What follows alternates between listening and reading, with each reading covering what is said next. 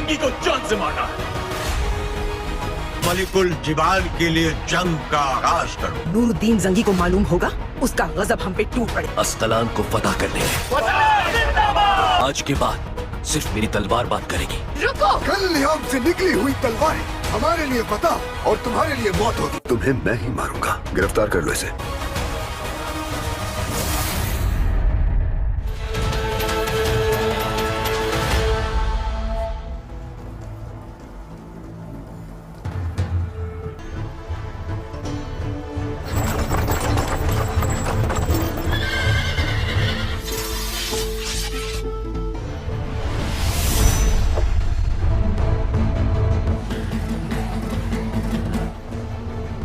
Gabriel.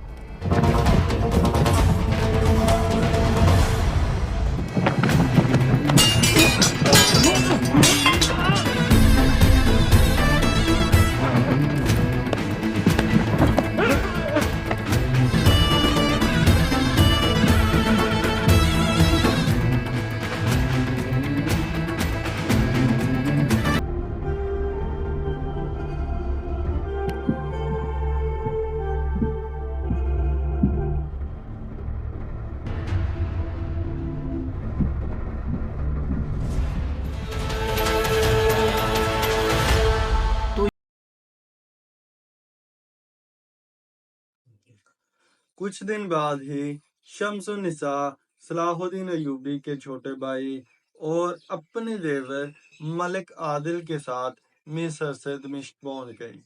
पहले वो मलिक सालिक के गले लगकर खूब रोई, फिर जब दिल का गबार कुछ हल्का हुआ तो वालदा की कब्र पर फातिहा ख्वानी के लिए हाजिर हुई। शम्सुन्निसा के अचानक दमिश्क पहुंच जाने से मशीर आला कमिश्कियन بہت زیادہ پریشان نظر آ رہا تھا۔ وہ اچھی طرح جانتا تھا کہ شمس النساء بہت لائق فائق اور زیرک خاتون ہے جو سیاسی امور پر گہری نظر رکھتی ہے۔ دمشقین کو خدشہ تھا کہ کہیں شمس النساء زیادہ دنوں تک دمشق میں قیام نہ کرے، پھر اس کے بوئے ہوئے بیج پھونٹنے سے پہلے ہی خاک میں مل کر چورا نہ ہو جائیں۔ پھر اسی رات جب شمس النساء چھوٹے بھائی سے تنہائی میں ملنے کے لیے ملک صالح کے کمرے کے قریب پہنچی تو دروازے پر ایک مسلح محافظ موجود تھا۔ جیسے ہی شمس النساء اندر داخل ہونے کے لیے آگے بڑھی، محافظ نے اسے ٹوکتے ہوئے کہا، اس وقت سلطان آرام کر رہے ہیں، حکم ہے کہ کوئی شخص بھی ان کے سکون میں خلل انداز نہ ہو۔ مسلح محافظ دمشقین کا آدمی تھا، اس لیے وہ نہیں جانتا تھا کہ اس سے مخاطب ہونے والی نقاب پوش خاتون کون ہے۔ محافظ کا طرز گفتگو دیکھ کر شمس النساء کے ماتھے پر بل پڑ گئے۔ اس نے انتہائی سخت لہجے میں کہا، تم مجھے جانتے ہو کہ میں کون ہوں؟ آپ کوئی بھی ہیں، مگر سلطان معظم کا یہی حکم ہے کہ اس وقت ان کے کمرے میں کوئی نہیں جا سکتا۔ مسلح محافظ نے اپنی ذمہ داری اور فرض نبھاتے ہوئے اونچی آواز میں کہا۔ وہ نقاب پوش خاتون کو کثر خلافت کی کوئی کنیز سمجھ رہا تھا۔ محافظ کے تحقیر آمیز لہجے نے شمس النساء کو سخت برہم کر دیا تھا۔ اس نے تیزی کے ساتھ اپنے چہرے سے نقاب ہٹا دیا اور انتہائی غضبناک لہجے میں محافظ سے مخاطب ہوئی، میں تیرے سلطان معظم کی بڑی ہمشیرہ ہوں، کہ اب بھی تو مجھے اندر جانے سے روکنے کی طاقت رکھتا ہے۔ مسلح محافظ شدت خوف سے لرزنے لگا۔ شمس النساء تیزی سے آگے بڑھی اور سلطان ملک صالح کے کمرے میں داخل ہو گئی۔ پھر جو کچھ اس کی آنکھوں نے دیکھا وہ ناقابل بیان تھا۔ سلطان ملک صالح اپنی ریشمی بستر پر بیٹھا تھا اور اس کے ہاتھ میں شراب سے لبریز جام تھا۔ مشیر اعلیٰ گشتگین کسی غلام کی طرح بستر کے نیچے فرش پر بیٹھا تھا۔ چھوٹے بھائی کو شراب پیتے دیکھ کر شمس النساء کو کچھ دیر کے لیے سکتہ سا ہو گیا۔ دمشقین بدحواسی کے عالم میں فرش سے اٹھ کر کھڑا ہو گیا اور اس نے ادب کا مظاہرہ کرنے کے لیے دونوں ہاتھ باندھ لیے۔ سلطان ملک صالح نے بڑی بہن کو دیکھ کر کسی قسم کی گھبراہٹ یا پریشانی کا مظاہرہ نہیں کیا۔ دمشق کے نوعمر حکمراں نے شمس النساء کے سامنے شراب کے پیالے کو منہ تو نہیں لگایا، مگر کسی قدر ناگوار لہجے میں کہا، آپ کو اس وقت یہاں نہیں آنا چاہیے تھا۔ شمس النساء نے بڑی حسرت زدہ نظروں سے چھوٹے بھائی کی طرف دیکھا اور انتہائی غمزدہ لہجے میں کہا، واقعی مجھے یہاں نہیں آنا چاہیے تھا۔ یہ کہہ کر شمس النساء نے دمشقین کی طرف دیکھا جو مجرموں کی طرح سر جھکائے کھڑا تھا۔ دمشقین تو وقت کے آئینے میں اپنا چہرہ دیکھ شمس النساء کی آنکھوں میں دنیا بھر کی نفرت سمٹ آئی تھی اور زبان سے ادا ہونے والے ایک ایک لفظ سے طنز کا زہر ٹپک رہا تھا۔ تو نے سلطان عادل کے نمک کا حق خوب ادا کیا، خوب ادا کیا۔ اتنا کہہ کر شمس النساء تیزی کے ساتھ کمرے سے نکل گئی۔ اس کے جاتے ہی نمک حرام دمشقین نے سلطان ملک صالح کے سامنے دونوں ہاتھ جوڑ دیے اور بڑی مکاری کے ساتھ اپنے جسم پر مصنوعی لرزہ طاری کرتے ہوئے کہا، خداوند نعمت، میں تو آپ کے رحم و کرم ہی کے سہارے زندہ ہوں اور اسی عنایت خاص کے ذریعے دمشق میں پہچانا جاتا ہوں۔ آپ نے شہزادی صاحبہ کے تیور دیکھ لیے۔ بندہ نواز، مجھے بتائیے اب میں کیسے زندہ رہوں گا اور میرا ٹھکانہ کہاں ہوگا؟ آج تو دمشقین نے خوش آمدید کی انتہا کر دی تھی۔ اس نے الفاظ کے پیچ و خم کے ساتھ سلطان ملک صالح کو خدا کہہ کر پکارا تھا۔ سلطان ملک صالح نے اطمینان کے ساتھ شراب کا ایک گھونٹ لیا اور بے زنہ لہجے میں بولا، وہ میری بڑی بہن ہے، اس لیے ان کا احترام مجھ پر لازم ہے، مگر جہاں تک امور مملکت کا تعلق ہے تو اس میں کوئی مداخلت نہیں کر سکتا۔ میں اس ملک کا مطلع العنان حکمراں ہوں۔ یہ کہتے کہتے سلطان ملک صالح کے چہرے سے غرور شاہی جھلکنے لگا تھا۔ والی دمشق و شام کی بات سن کر دمشقین نے سکون کا سانس لیا۔ اس کا منصوبہ تکمیل تک پہنچ گیا تھا۔ نوعمر سلطان اتنی جلدی اپنے راستے سے بھٹک جائے گا، دمشقین نے سوچا بھی نہ تھا۔ اپنی پہلی کامیابی کے بعد غدار ملت دوسرے منصوبے پر غور کرنے لگا جو بہت زیادہ خطرناک تھا۔ اس واقعے کے بعد شمس النساء اذیت و کرب کی شدت سے رات بھر نہ سو سکی۔ پھر وہ اذان فجر کے ساتھ ہی بستر سے اٹھ کھڑی ہوئی، وضو کیا اور نماز پڑھنے لگی۔ پھر اس نے طویل سجدہ کیا اور اتنا روئی کہ مسلح اس کے آنسوؤں سے تر ہو گیا۔ شمس النساء کے وہم و گمان میں بھی نہیں تھا کہ ملک صالح اتنی جلدی تباہی کے راستے پر چل پڑے گا اور سلطان عادل کی عظیم الشان سلطنت اتنی تیزی کے ساتھ سیاسی طوفانوں کی زد میں آ جائے گی۔ اس سے پہلے کہ سلطان ملک صالح دربار جاتا، شمس النساء نے تنہائی میں اتمام حجت کے دور پر چھوٹے بھائی سے کھل کر گفتگو کی۔ تم اس نیک سیرت باپ کے بیٹے ہو جس کے کردار کی دشمن بھی قسمیں کھاتے ہیں۔ اس سے پہلے کہ شمس النساء اپنی بات مکمل کرتی، سلطان ملک صالح درمیان میں بول اٹھا۔ بابا محترم کا اپنا طریقہ کار تھا، یہ ضروری تو نہیں کہ میں بھی ان کی روش اختیار کروں۔ میں کامیاب حکمرانی کے لیے جو مناسب سمجھوں گا وہی کروں گا۔ سلطان ملک صالح کے اندر وہ نوجوان فرما بور رہا تھا جس کی ذہنی سطح بہت کم تھی اور جذبات سمندر کی لہروں کی طرح باغی و سرکش۔ چھوٹے بھائی کی یہ بے باکی دیکھ کر شمس النساء کو ایک اور صدمہ پہنچا جسے برداشت کرنے کے لیے اسے اپنی پوری اعصابی طاقت استعمال کرنا پڑی۔ ملک صالح، تم جلد از جلد اپنے بدکار مشیروں سے نجات حاصل کر لو، ورنہ وقت تمہیں اپنی بھی مہلت نہیں دے گا کہ تم اپنے گناہوں کا کفارہ ادا کر سکو۔ بڑی بہن کی نصیحت سن کر ملک صالح مشتعل ہو گیا۔ عورتیں ناقص العقل ہوتی ہیں، میں یہ ہرگز پسند نہیں کروں گا کہ تم مجھے میرے مشورے دے کر میرا ذہنی سکون برباد کرو۔ یہ کہہ کر ملک صالح کمرے سے نکل کر دربار کی طرف چلا گیا۔ شمس النساء کی آخری امید بھی دم توڑ چکی تھی۔ پھر اس نے چند دن سے زیادہ قصر خلافت میں ٹھہرنا گوارا نہیں کیا۔ شمس النساء تو اسی روز مصر واپس چلی جانا چاہتی تھی، مگر دوسرے عزیز داروں کے دکھانے کے لیے وہ ایک ہفتے دمشق میں ٹھہر گئی۔ ایک ہفتے تک وہ روزانہ اپنے والد اور والدہ کی قبر پر جاتی تھی اور آنسو بہا کر محل واپس چلی آتی تھی۔ اسی دوران ملک صالح نے ایک بار بھی بڑی بہن سے اپنے توہین آمیز رویے پر معذرت نہیں کی۔ آخر رسم دنیا کی تکمیل کر کے شمس النساء اپنے دیور ملک عادل کے ساتھ مصر روانہ ہو گئی۔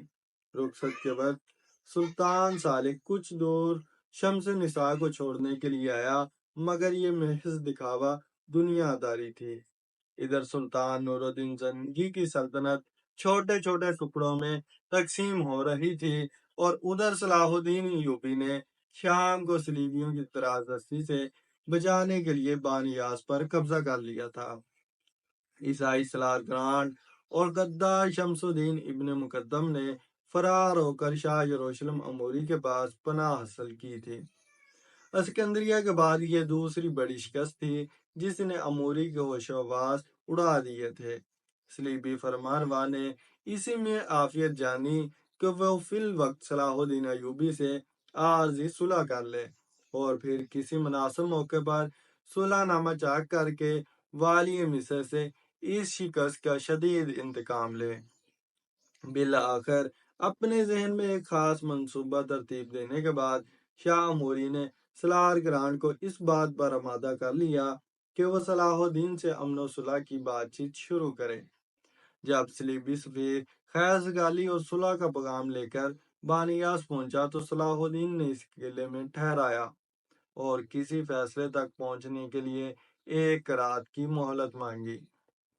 سلطان نور الدین زنگی کی خدمت میں رہ کر بڑی حد تک صلیبیوں کی عیاری اور عہد شکنی سے واقف ہو چکا تھا، اس لیے وہ دلی طور پر سلار گرانٹ سے کسی قیمت پر صلح کرنا نہیں چاہتا تھا، مگر والی موصل کی خود مختاری کے اعلان نے سلطنت نوریہ کی مضبوط ترین عمارت میں گہرے شگاف ڈالنے شروع کر دیے تھے۔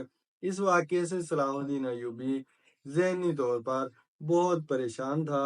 آخر طویل غور و فکر کے بعد اس نے سلار گرانٹ کی طرف صلح کا ہاتھ بڑھا دیا، مگر اس کے ساتھ یہ شرط بھی عائد کر دی کہ غدار شمس الدین ابن مقدم کو اس کے حوالے کر دیا جائے۔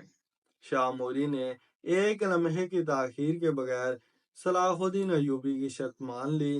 پھر جب شمس الدین ابن مقدم کو زنجیریں پہنا کر یروشلم کے محل سے بانیاس کی طرف لے جایا جانے لگا تو وہ داڑے مار مار کر رونے لگا اور اس نے شاہ یروشلم کے آگے ہاتھ جوڑتے ہوئے کہا، مقدس شہنشاہ، میں تو آپ کا سیاسی حلیف ہوں، مجھے آپ اس طرح تنہا نہ چھوڑیں۔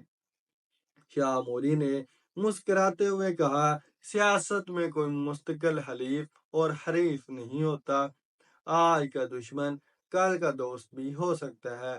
شاہ یروشلم کے ایک جملے نے صلیبیوں کی عیارانہ فطرت کی عکاسی کر دی تھی۔ شمس الدین ابن مقدم جانتا تھا کہ صلاح الدین ایوبی اسے کبھی معاف نہیں کرے گا۔ موت کو اس قدر نزدیک پا کر اس نے شاہ یروشلم امیری کے پیروں پر سر رکھ دیا اور انتہائی گداگرانہ لہجے میں کہنے لگا، اگر مقدس شہنشاہ مجھے پناہ دے دیں تو میں اپنا مذہب ترک کر کے عیسائیت اختیار کرنے کے لیے تیار ہوں۔ شمس الدین ابن مقدم کی التجا سن کر شاہ موری بہت زور سے ہنسا اور اس نے ابن مقدم کے سر کو ٹھوکر لگاتے ہوئے کہا، دنیا کے احمد ترین انسان، تیری بات پر کون اعتبار کرے گا؟ جب تو اپنے مذہب کے ساتھ وفادار نہیں ہو سکتا، پھر عیسائیت تجھے کیسے قبول کر لے گی؟ اگر کل تیری زندگی کو نیا خطرہ لاحق ہوا تو پھر عیسائیت چھوڑ کر تو یہودی بن جائے گا۔ شاہ یروشلم اموری شمس الدین ابن مقدم کے ساتھ انتہائی ذلت امیز اور سفاکانہ سلوک کر رہا تھا، مگر اس کی بے حیائی کا یہ عالم تھا کہ وہ زندگی کی بھیک مانگنے جا رہا تھا۔ اس کی یہ حالت دیکھ کر شاہ موری نے ایک اور سنگین مذاق کرتے ہوئے کہا، چلو ہم لوگ تمہیں عیسائی تسلیم کر لیتے ہیں، مگر عیسائیت کے اپنے بھی تو کچھ تقاضے ہوتے ہیں، وہ تجھ سے زبانی دعوے نہیں عملی ثبوت فراہم کرنے کا مطالبہ کرتی ہے۔ شاہ یروشلم کی بات سن کر ابن مقدم کے زرد چہرے پر امید کی ہلکی سی سرخی دوڑ گئی۔ مقدس شہنشاہ، مجھ سے عیسائی ہونے کا جو بھی ثبوت مانگیں گے میں اس کا بھرپور عملی مظاہرہ کروں گا۔ شمس الدین ابن مقدم کا جواب سن کر شاہ یروشلم اموری نے ایک طویل کہکہ لگایا جو کسی طرح رکنے میں نہیں آتا تھا۔ ابن مقدم آنکھیں پھاڑے شدید حیرت و استعجاب کے عالم میں اموری کی طرف دیکھے چلا جا رہا تھا۔ پھر جب شاہ یروشلم کا ہذیانی کہکہ ختم ہوا تو اس نے انتہائی سنجیدہ لہجے میں شمس الدین ابن مقدم کو مخاطب کرتے ہوئے کہا، عیسائیت تجھ سے قربانی مانگتی ہے، اگر تو اسلام کے لیے قربان نہیں ہوتا تو پھر صلیب کے نام پر قربان ہو جا۔ یہ کہہ کر شاہ یروشلم نے اپنے سپاہیوں کو اشارہ کیا اور وہ شمس الدین ابن مقدم کو کھینچتے ہوئے کمرے سے باہر لے گئے۔ پھر نئے صلح نامے کے مطابق صلاح الدین ایوبی نے بانیاس کے مقبوضہ علاقے عیسائیوں کو واپس کر دیے اور غدار ابن مقدم اپنے ہمراہ لے کر مصر واپس آ گیا۔ پھر صلاح الدین ایوبی نے شمس الدین ابن مقدم کو اس کی نمک حرامی کی عجیب سزا دی۔ والی مصر نے لوہے کا ایک قد آدم پنجرہ بنوایا اور اس پنجرے میں ابن مقدم کو قید کر دیا۔ کارا کے سب سے بڑے قید خانے سے روزانہ صبح کے وقت ایک گھوڑا گاڑی نکلتی تھی جس کے درمیان وہ آہنی پنجرہ رکھا ہوتا تھا۔ پھر وہ یہ گھوڑا گاڑی آہستہ آہستہ چلتی ہوئی کارا کی تنگ گلیوں اور کشادہ راستوں سے گزرتی ہوئی سب سے بڑے چوراہے پر رک جاتی۔ اس دوران کارا کے بچے، جوان اور بوڑھے اپنے گھروں سے نکل آتے اور انہیں جس قدر ناشائستہ الفاظ یاد ہوتے وہ سب کے سب شمس الدین ابن مقدم کی شان میں استعمال کر ڈالتے۔ بعض شریف بچے گھوڑا گاڑی پر چڑھ جاتے اور ابن مقدم کے منہ پر اتنا تھوکتے کہ اس کے چہرہ بچوں کے لاب دہن سے تر ہو جاتا۔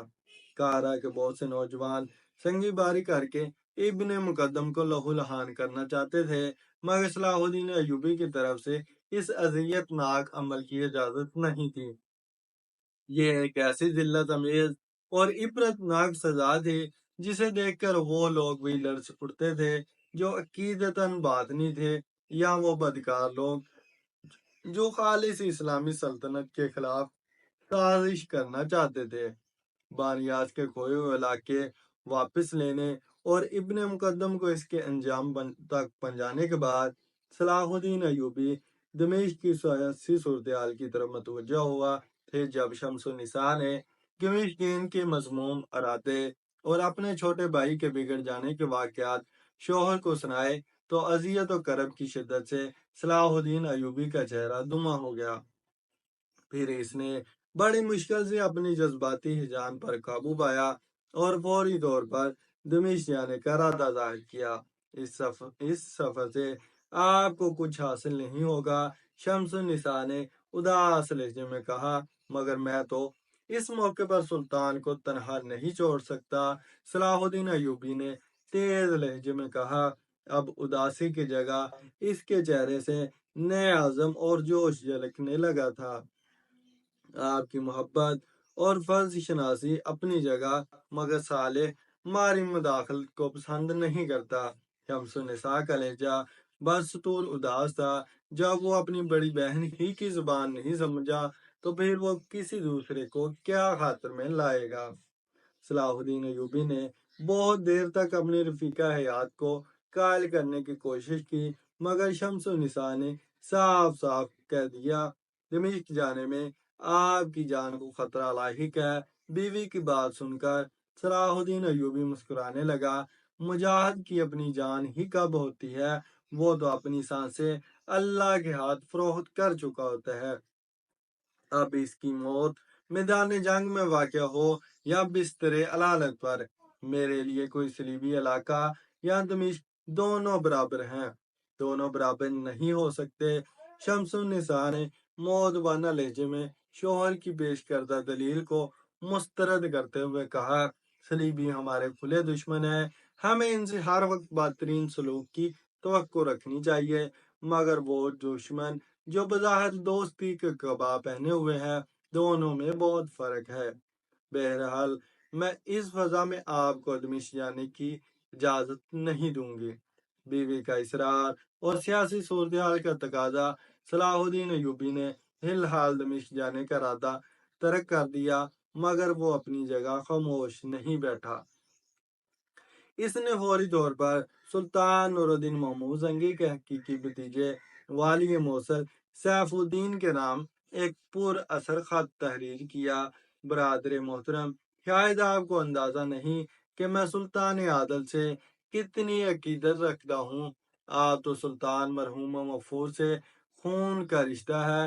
میں تو اس گھوڑے کا بھی احترام کرتا ہوں جس پر کبھی میرے آقا سوار ہوئے تھے، یا چند لمحوں کے لیے اس کی پشت پر اپنا دست مبارک رکھا تھا۔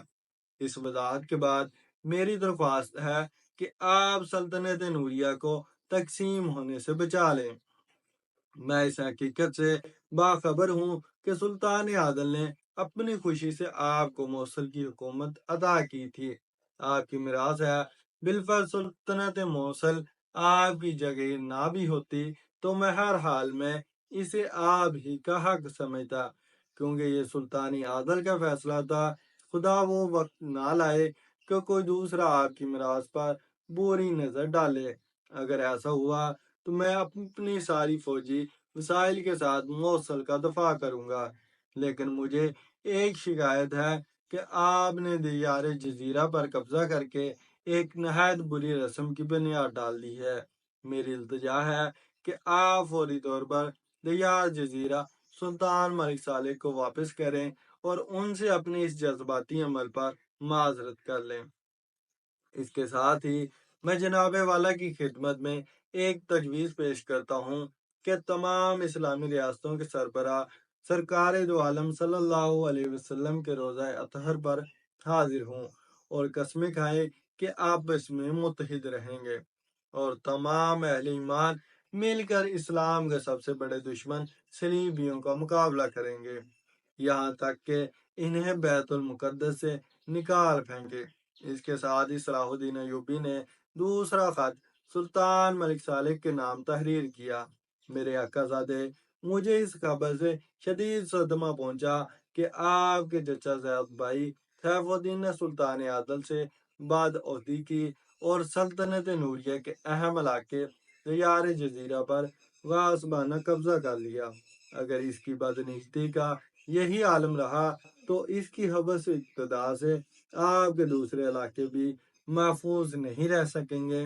اس لیے میری درخواست ہے کہ آپ جرأت مندانہ قدم اٹھائیں اور سیف الدین سے مطالبہ کریں کہ وہ فوری طور پر دیار جزیرے سے اپنی فوجیں واپس بلا لے۔ اگر سیف الدین آپ کا یہ مطالبہ تسلیم نہیں کرتا تو بلا تاخیر ساری تفصیلات لکھ دیں۔ میرے جانباز سپاہی پابہ رکاب ہیں، گھوڑوں کی لگامیں ان کے ہاتھوں میں ہیں اور چہروں کا رخ دمشق کی طرف ہے۔ اپنے اللہ کو حاضر و ناظر جان کر کہتا ہوں کہ میری شمشیر اس وقت تک نیام میں نہیں جائے گی جب تک میں اپنے آقا زادے کو ان کا حق نہیں دلا دوں۔ مجھے بڑی بے چینی کے ساتھ آپ کے جواب کا انتظار رہے گا۔ خاندان زنگی کا ادنا خادم صلاح الدین۔ والی مصر نے احسان شناسی اور سلطان نور الدین زنگی سے وفاداری کا حق ادا کر دیا تھا، مگر یہ ملت اسلامیہ کی بدنصیبی تھی کہ دونوں کی طرف سے موصول ہونے والے جوابات نے صلاح الدین ایوبی کو انتہائی رنج و عالم میں مبتلا کر دیا تھا۔ موصل کے حکمراں سیف الدین نے انتہائی ذلت آمیز لہجے میں صلاح الدین ایوبی کو مخاطب کرتے ہوئے تحریر کیا تھا: اے غلام ابن غلام، تجھے یہ جرأت کیوں ہوئی کہ تو نے مجھے برادر محترم کہہ کر پکارا؟ میں تیری عیاری اور فتنہ گری کو خوب سمجھتا ہوں۔ تو مذہب کی آڑ میں جو کھیل کھیلنا چاہتا ہے، میرے جیتے جی تجھے اس میں کامیابی حاصل نہیں ہو سکے گی۔ یاد رکھ کہ سلطنت نوریہ کے ایک ایک گوشے پر میرا پیدائشی حق ہے اور سرزمین مصر جس پر آج کل تو قابض ہے وہ بھی سلطنت نوریہ کی حدود میں شامل ہے۔ صلاح الدین ایوبی کے چہرے پر گہری اداسی چھائی ہوئی تھی۔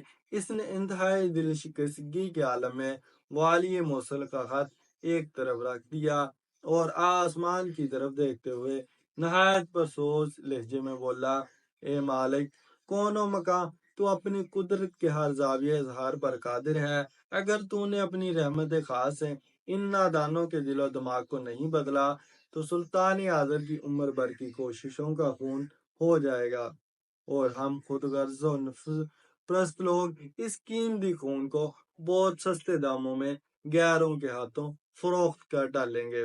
السلام علیکم دوستو، میں محمد اسد اور آپ دیکھ رہے ہیں ہمارا یوٹیوب چینل۔ دوستو امید کرتا ہوں آج کی ویڈیو آپ کو پسند آئی ہوگی۔ ویڈیو پسند آنے کی صورت میں اسے لائک کریں، دوستوں کے ساتھ شیئر کریں۔ انشاءاللہ بہت جلد حاضر ہوں گے ایک نئی ویڈیو کے ساتھ۔ تب تک کے لیے اللہ حافظ۔